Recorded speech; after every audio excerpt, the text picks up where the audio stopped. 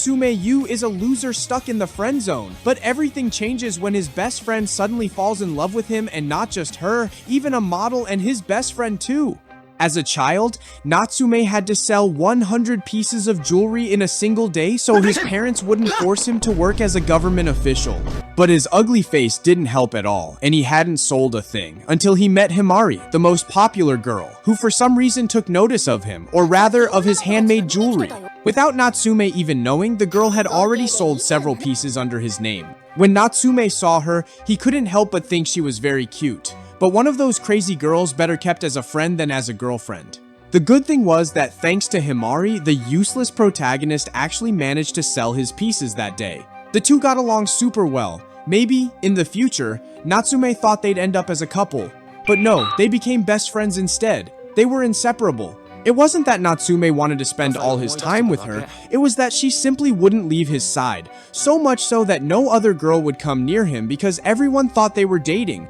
Even Himari's brother called him brother-in-law. God gives bread to those who aren't hungry.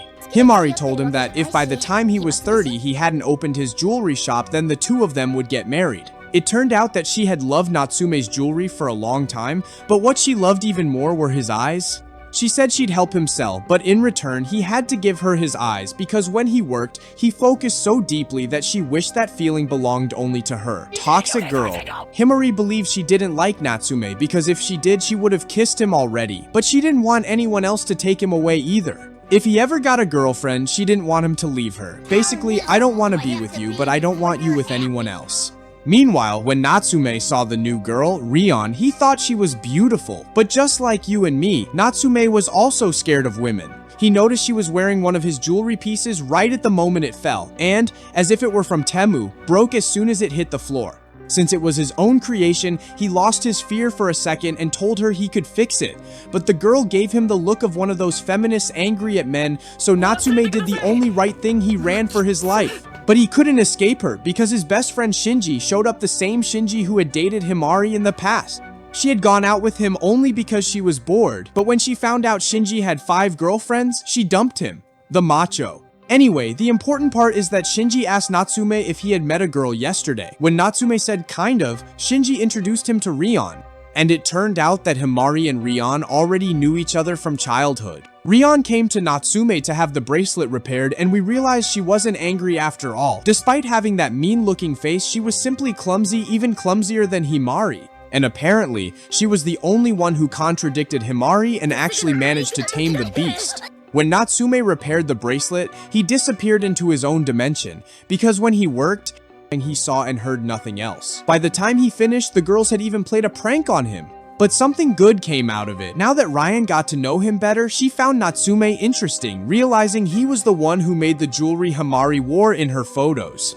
She even asked Himari if she had ever invited someone out just a short time after meeting them, and for the very first time, Himari felt jealous because she didn't want Rion to get too close to Natsume. After all, only she could be his friend? Things start getting interesting when Natsume's sister, the beautiful Sakura, finds out he met another girl. She tells him that's a good thing because now he'll be able to create new jewelry. After all, everything he's made so far has been with Himari in mind, to the point that he hasn't come up with anything fresh, but now he has the chance to get inspired by someone else. Natsume thinks that's not really true. He makes the things he likes, but he also admits it's time to create something that matches his clients' tastes. So, he tells Himari that his next collection will be about love and heartbreak, but all he gets are her laughs. Himari tells him it's fine if he wants to experiment, but then asks, how are you gonna pull that off if you've never experienced love? Natsume fires back that she hasn't experienced love either, but Himari argues that in a way she has because every boy falls for her and she always rejects them. Then she starts throwing in some rather bold, flirty questions, which makes the poor protagonist all nervous. Natsume insists that he could never kiss someone unless he felt something real for them. But Himari says she could. So, to give him some love experience for his jewelry, she tells him to kiss her. This shocks Natsume, but she does have a point. If he kissed her, he'd understand what girls feel. Still, he doesn't think it's a good idea. Yet Himari keeps pressing harder and harder until the boy can barely resist anymore. And, well, it's not like Himari is ugly, but as always it turns out to be just another one of her jokes. Still, she promises to make it up to him another way by going out with him on Saturday. Since Natsume has nothing else to do, he agrees. Himari's brother gives him a ride, calling him brother-in-law the entire way. When they arrive, Himari immediately tells Natsume he has to stop dressing like a virgin otaku. That's the whole reason they're there together with Rion. Natsume thought Rion already felt comfortable with him, but apparently not because she barely talks. Then Himari explains the reason. Rion is going to be the new model for Natsume's jewelry. The girl accepts. Natsume doesn't think it's a good idea at first. Ryan seems almost forced by Himari, but they convince him when Ryan herself says she wants to be his model. Hearing that, Natsume gets excited about all the new things he can create, more colors, more everything. Still, he doesn't want to get too close to Rion, afraid she might take it the wrong way. But of course, Himari pushes him into it, saying he needs to try the jewelry on her. Natsume thinks it's harmless, there's no way the girl would feel anything for him. But she does. And the one enjoying all of this is Himari, because she wants the two of them to become a couple. She realized that Ryan also seems to understand Natsume, so they'd make a good match, though later, she'll regret it. While they're picking out the flowers to use, Rion tells him that when she first met Himari, she was a very quiet child, something Natsume can't even imagine the crazy girl being shy.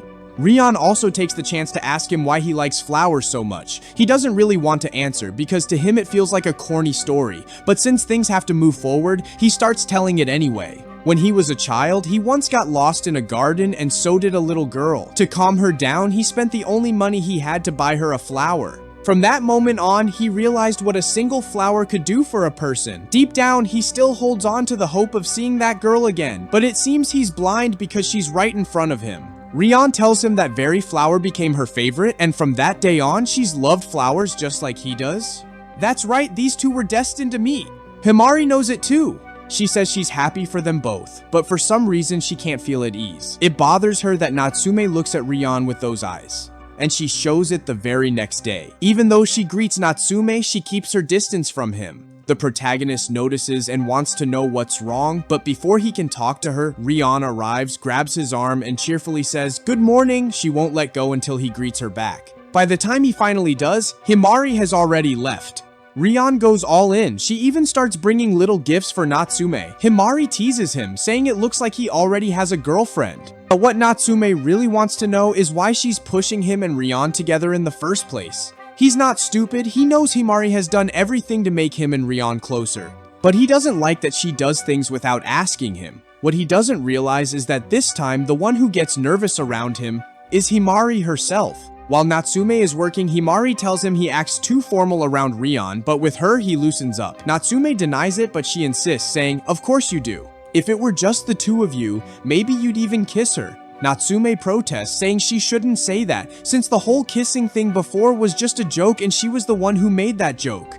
Obviously, Ryan overhears this, gets jealous, and leaves. She won't admit it, but this is exactly what Himari wanted. Natsume scolds her, saying this will only make Rion think badly of him. But once again, Himari tells him he could just kiss her. This time, she seems more serious than usual. For any guy, this would be heaven, but Natsume knows it's another joke. And sure enough, when he tries, it is another one of her jokes.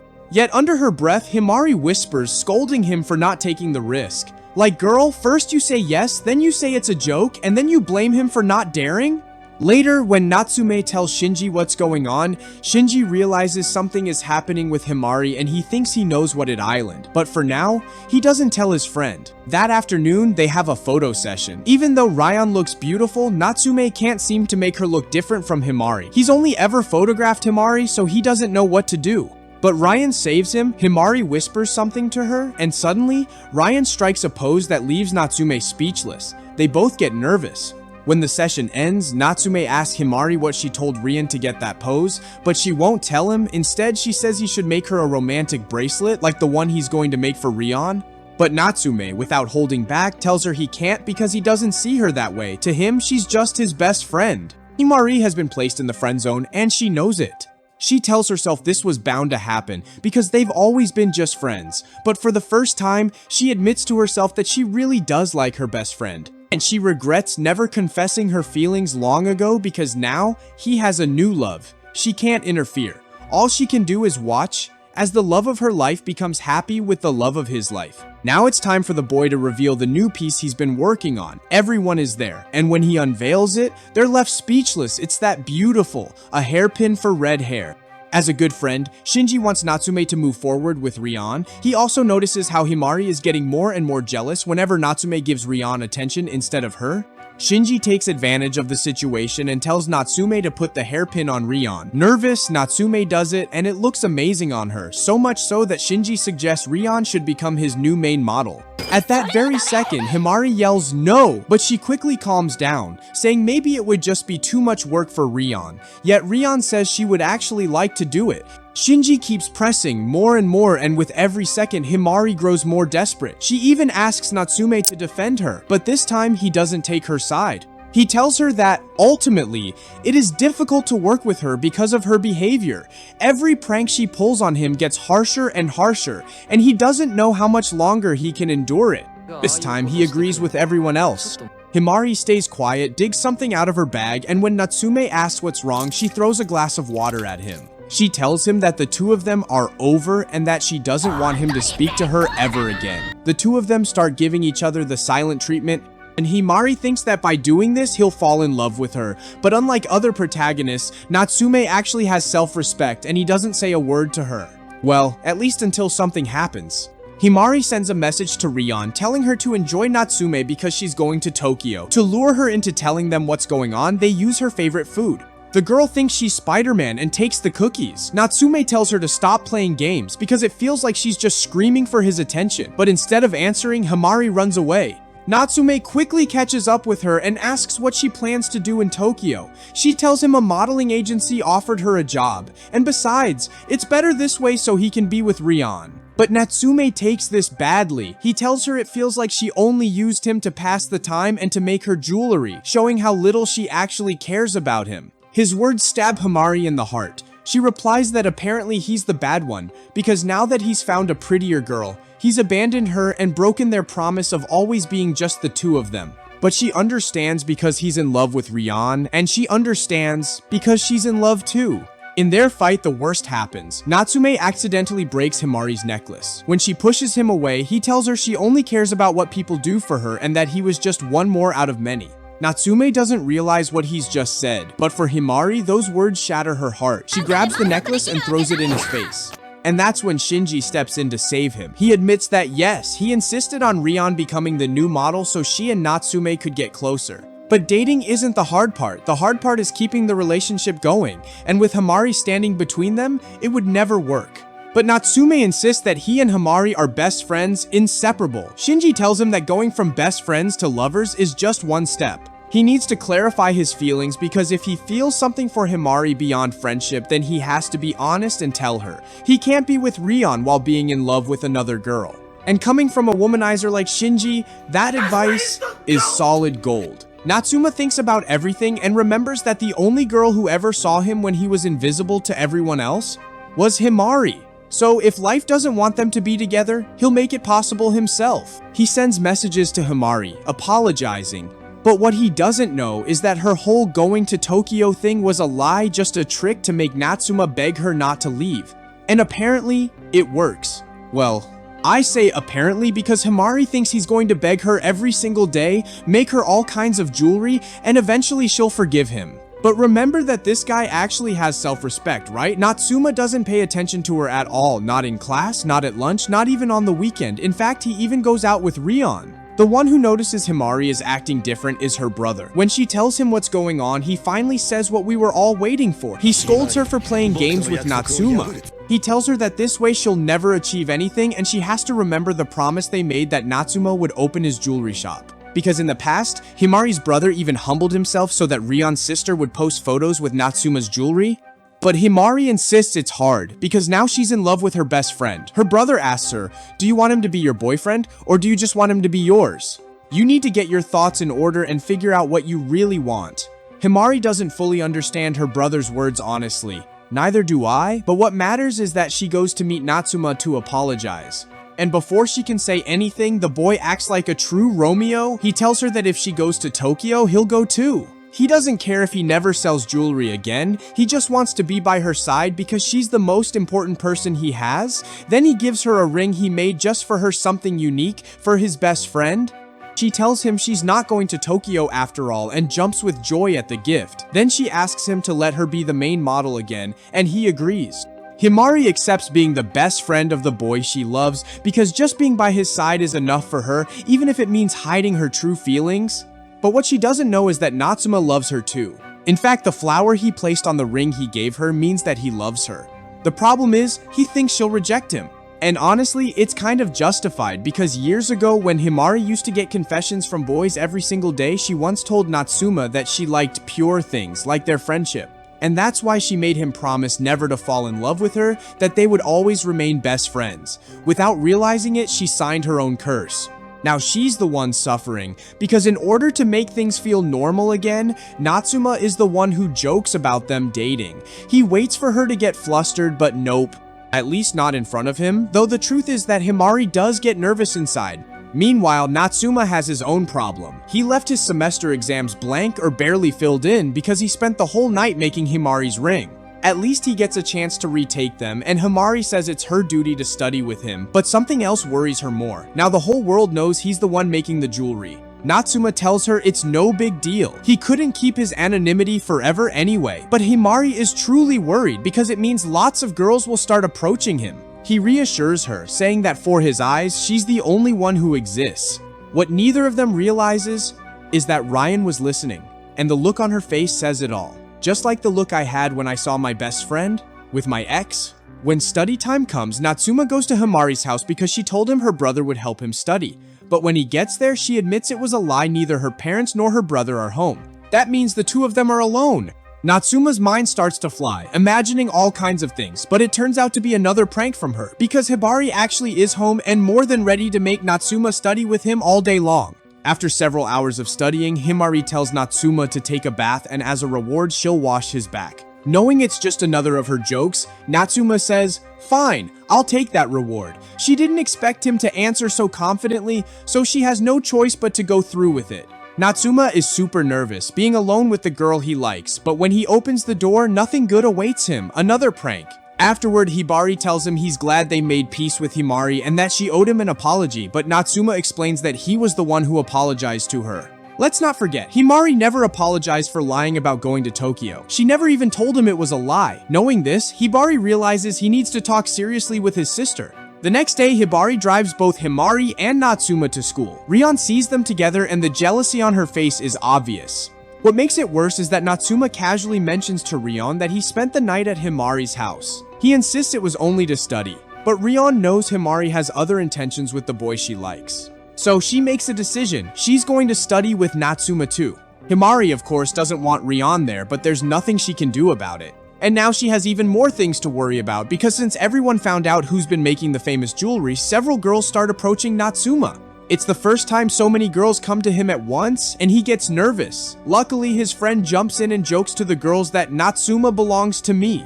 But there's a problem. Himari's brother doesn't like Rion's sister at all, which means Rion can't go to Himari's house. That's why she asks Natsume to come study at her house instead. He has no choice. He absolutely has to pass those exams, so he agrees. The only catch is he doesn't want his sister to find out, and he has to hide the cream and papers he left in his room. Once everything is cleaned up, the first girl to arrive is Ryan. She looks prettier than usual, and Natsume notices. Her help will be useful too since she's second in the class right behind the goat. But Natsume keeps getting distracted by other things, especially since Rion is now much more direct with her feelings.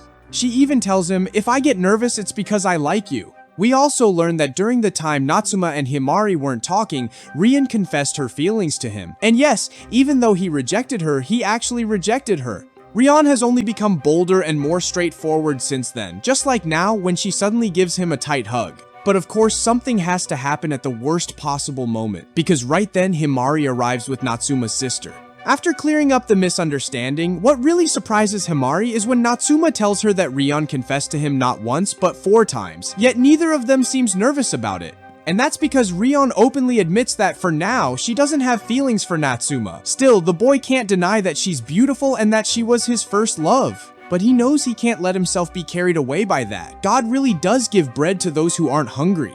Rion also tells them that she's going to work harder not only to help Natsume, but also to be a true friend. This surprises both Natsume and Himari, because they can't understand how Rion can be so good-hearted. But Hibari thinks Himari has been weak because now Rion is spending more and more time close to Natsume, and that could be dangerous. Back in class, Himari tries to play the usual pranks on Natsume, but this time he beats her to it, turning the tables and ending the joke before she can. Thanks to his growing reputation, more and more girls want him to make them jewelry. The problem is that since every piece is handmade, they're too expensive for most students. When one girl asks him for a jewelry set for herself and her girlfriend, he doesn't know what to do. He doesn't want to disappoint them, but he gets to work anyway. The rumor spreads like wildfire. Soon every girl wants a piece. And here's the twist. The girls who bought Natsume's jewelry swear their crushes said yes after receiving it.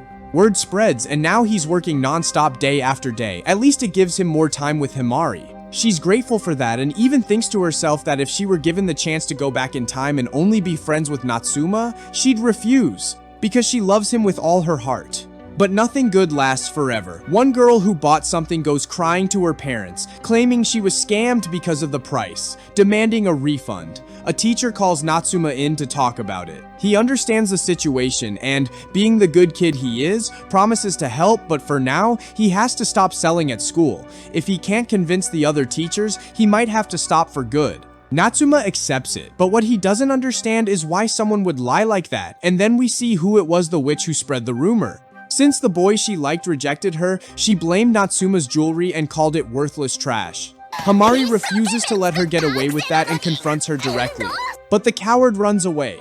When Natsume sees the jewelry he made with so much love and care lying on the ground, his heart breaks, yet that pain brings him clarity. He realizes something. Love is beautiful, yes, but not all love is pure. Some people love selfishly, some love to control, some love in a narcissistic way. And as much as it hurts, he knows it's the truth. Days later, Natsume's sister brings news. He'll be allowed to keep selling jewelry at school, but he has to handle the girls who demanded refunds. Even so, the whole thing leaves him depressed. Himari notices, and though she tries to cheer him up, this has been a heavy blow, especially when he sees all the pieces returned, simply because the girls were rejected. The situation gets so bad that Natsume tells both girls he's planning to stop making jewelry, at least until university. Hearing this, they immediately tell him it's a terrible idea. He shouldn't let other people's words defeat him. But he says his mind is made up. Still, Himari won't give up. She tells him his eyes shine when he's creating jewelry, but since he's feeling sensitive, he asks her if she thinks he has no value without his craft. "I decide whether I make things or not," he says. That's when Himari gets angry. She grabs the box full of his jewelry and is about to smash it all to the ground, but at the very last moment, she stops herself. Hibari tells her that she did the right thing because she told Natsume how she felt, but she insists that she only wants to help him. Her brother, however, tells her a harsh truth. Natsume can only get out of this on his own. He has to find the way out by himself. No one else can do it for him. And as their grandmother used to say, you can't help someone who doesn't want to be helped. Meanwhile, Natsume apologizes to Himari for the things he said to her, but he still holds on to the idea of quitting jewelry making. So the girl tells him, "If that's what you really want, then I'll stop being your best friend." And it seems she means it, because she leaves without saying another word to him.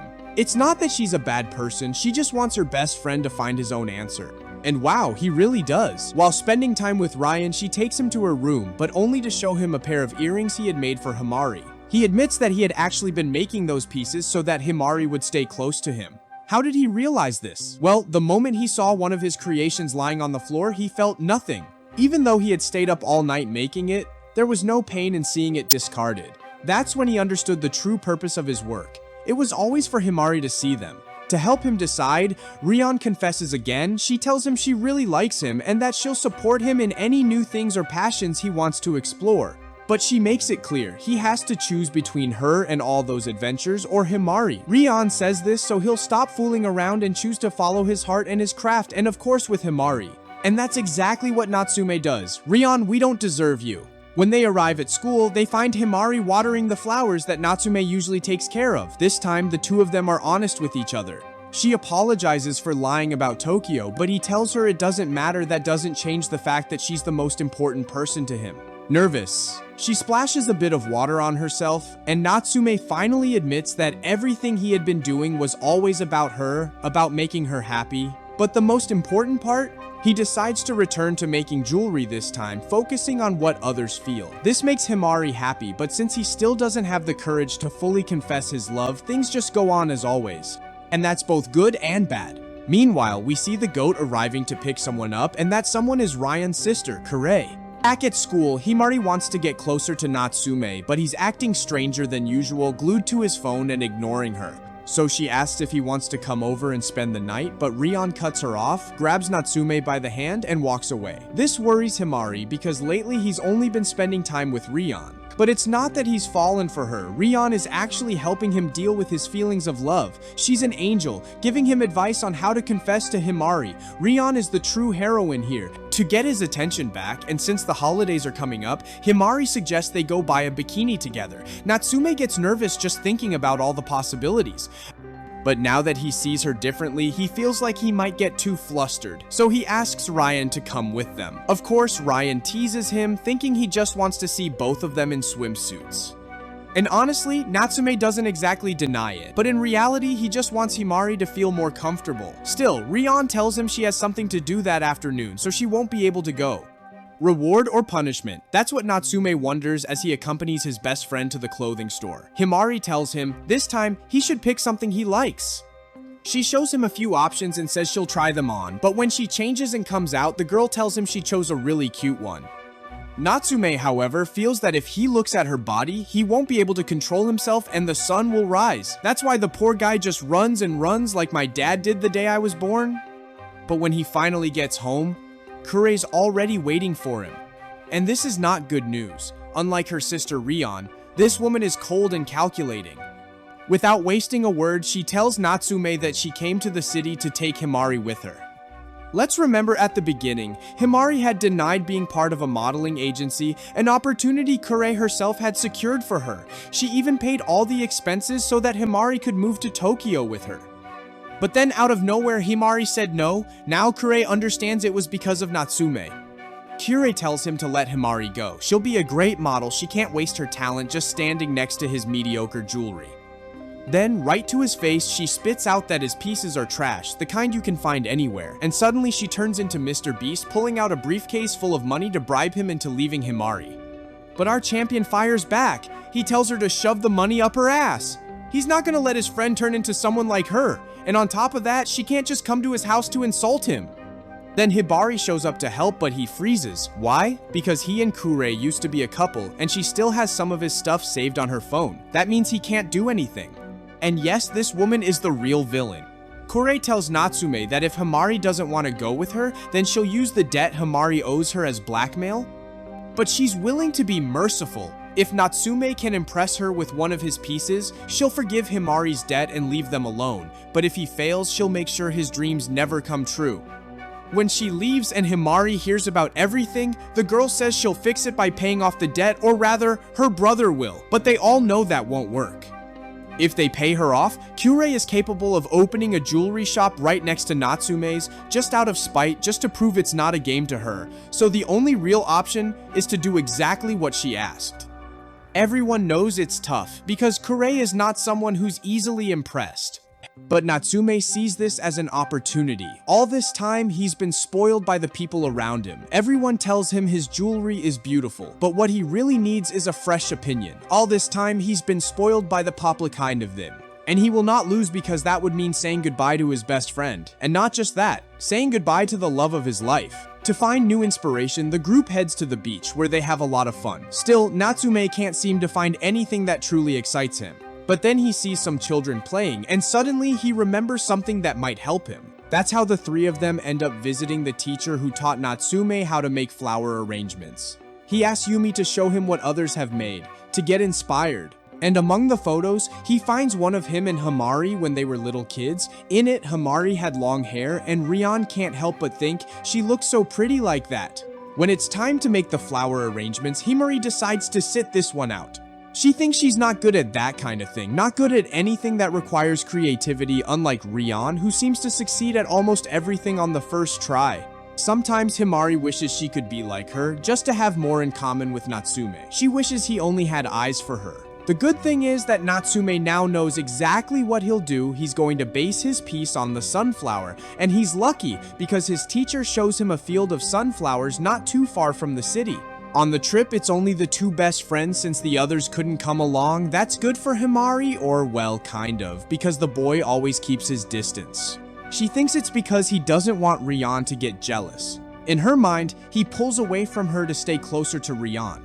What she doesn't know is that he does it so she won't feel uncomfortable with his feelings. When they arrive at the flower field, it's like paradise for Natsume. He focuses more and more, determined to find the perfect flower because this will be the most important piece he's ever made for Himari. But while he's absorbed in that, she's thinking about something else entirely. She feels further and further away from him. She feels like her feelings never reach him. And since she knows that when he's staring at the flowers, he doesn't hear anything else, she takes the chance to confess. She tells him that she likes him. But this time is different. He actually hears her. Yet because she always jokes around with him, always teases him the same way, Natsume tells her that now isn't the time to be joking, this is serious. As if it were his fault for thinking that the 1000th joke was just another joke. Himari runs.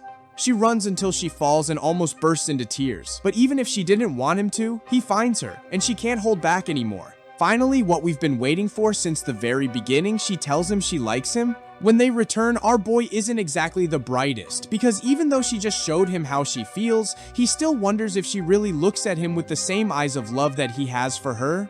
Shinji tells him he should appreciate that the girl made the first move, but he can't lose focus. He still needs to create something spectacular to impress Kure. And fun fact, Shinji is actually in love with that woman. Himari, meanwhile, is nervous. She keeps thinking about what she did, and part of her regrets being so impulsive. But her brother tells her she should be calm, she was honest about her feelings, and that's what matters.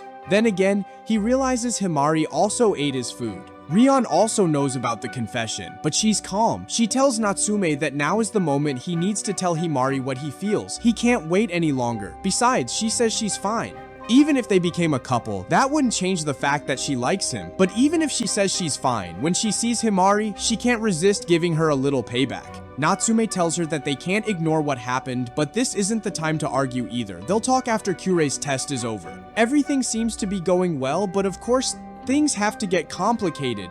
Otherwise, they wouldn't be interesting. Natsume's mistake was cutting the flowers too early. That meant that when everything was finally ready, the flowers started to wither. Even worse, he had used them all and now he had nothing left.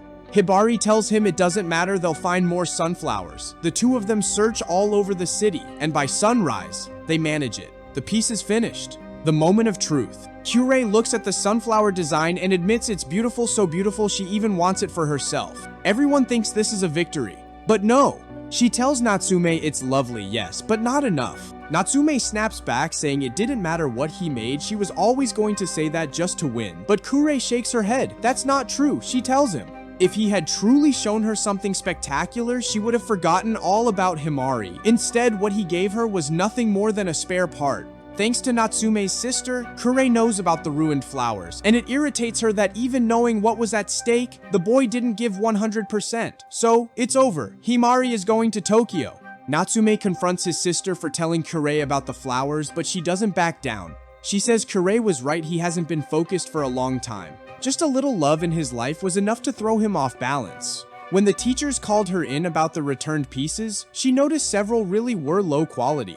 They weren't the kind of work Natsume used to make. Even with his dreams on the line, he hadn't put everything into it. He might think he did, but there's always more to give. Basically, he's like people with huge goals who are too lazy to put in the effort, in other words, me. Meanwhile, Himari meets with Shinji to hear his perspective. He tells her the best thing she can do is go to Tokyo and become the best model she can be.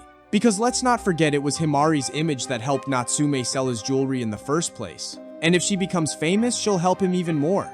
If their love is truly what she believes it is, then a couple of years won't change anything. It sounds harsh, but Himari knows he's right. That's why she goes to see Natsume to say goodbye. But he tells her he'll go with her to Tokyo, that he's ready to throw everything away just to be with her. She refuses. If he truly loves her, he has to put his dreams first. She couldn't bear to see him unhappy. They hold hands and promise to see each other again someday. No matter what happens in their lives, they'll always be together. Everyone prepares for Himari's departure. But the one person who refuses to accept this is Rion. She knows the only one who can do something about it is Shinji. So she goes to talk to him. He tells her not to be stupid now, she'll finally have a clear path to Natsume. But Rion, being the good person she is, says she doesn't want to win like that. Besides, if Shinji beats Kure at her own game, maybe he'll earn her attention because nothing makes Kure angrier than losing. Shinji thinks about it for a moment, until Ryan convinces him. That's when he calls Hibari to make a deal. Now, all that's left is Natsume. The boy is heartbroken, lost, and is always unsure of what to do, but Shinji shows up not really to comfort him, but to provoke him. He calls Natsume a coward who doesn't even know what he wants. He says he can't decide between his dreams and the woman he loves. In fact, Shinji even accuses him of using Himari to become popular, and only now that he likes her does he actually care. Of course, none of this is true, but Shinji says it to push him, to spark something inside him. And it works. Natsume shouts that he loves Himari with all his heart and bolts, running straight to the train station where she's waiting. Meanwhile, Rion goes with Himari to do the same thing that Shinji did. She tells Himari that she thanks her for letting her win. Now that she'll leave, she can be with Natsume, but if she doesn't want to, she can stay.